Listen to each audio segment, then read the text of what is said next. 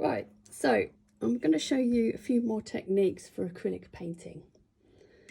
So I'm going to start off with an impressionistic style. I've got 3 different colours here that I've mixed. I've got an orange, a red and a dark red. And the impressionistic style is kind of like daubing different colours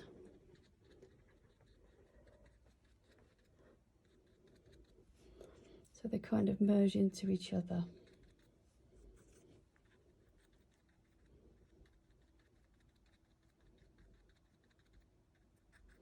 So you don't have to use reds, you can use any colours, so different blues, different whites, different greens.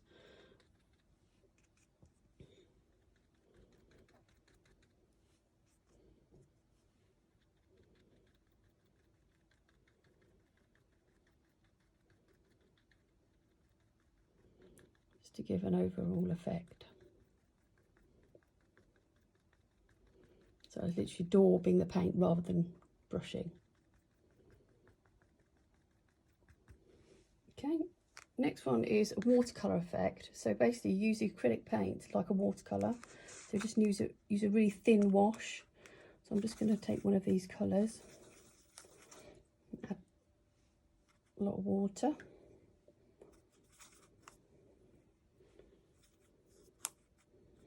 So it's literally like a very thin wash of watercolour.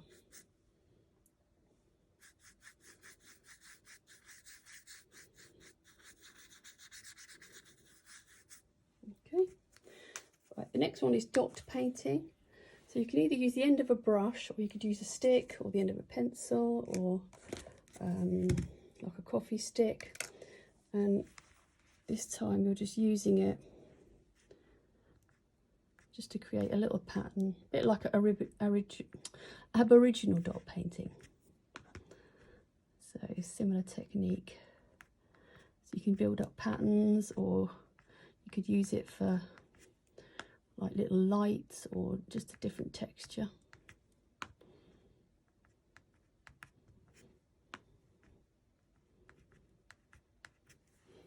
So using a different stick, you might get a very slightly different mark. So a little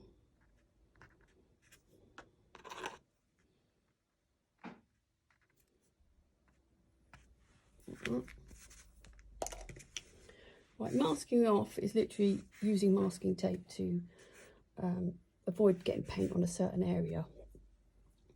So this time I'm just going to create some stripes. So I'm just going to paint this like this, and I'll leave it to dry, and then I'll remove the masking tape, and it should leave me some nice stripes. Get a nice sort of clean edge.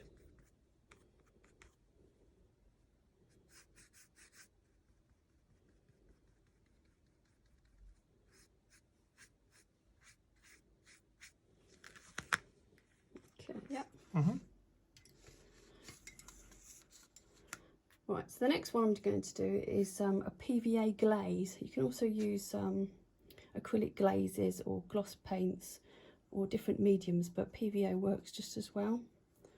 So I'm literally just mixing some PVA with a bit of colour. It goes quite gloopy. You could add a little bit of water if it feels too thick, and then I'm just going to paint that over. Add a bit more water, and it will leave a sort of a glossy sort of sheen as it dries, because the PVA will dry transparent.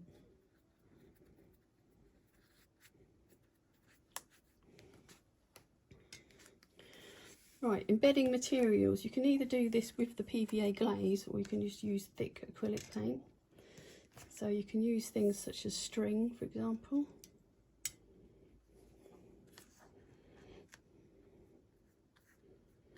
And you can embed.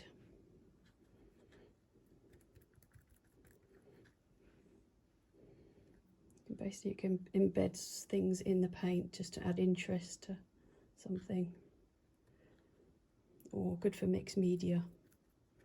going to work. So I'm literally dabbing it down and making it sure it's stuck.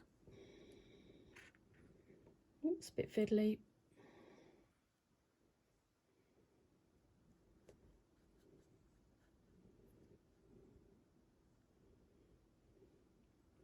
So as that dries, it will sort of get embedded in the paint.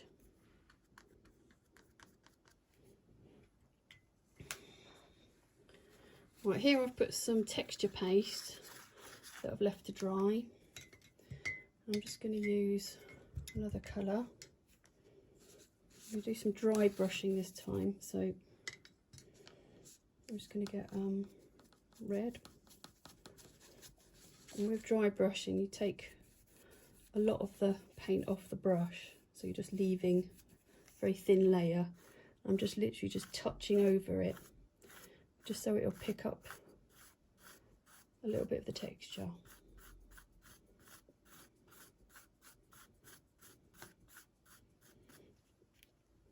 Right, the last technique I'm going to show you is dabbing off. So again, you just paint your area quite quickly because it's got to be done while it's still wet.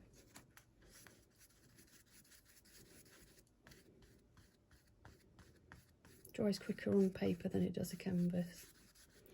And then you get like a damp cloth or a piece of kitchen towel scrunched up, and you literally press it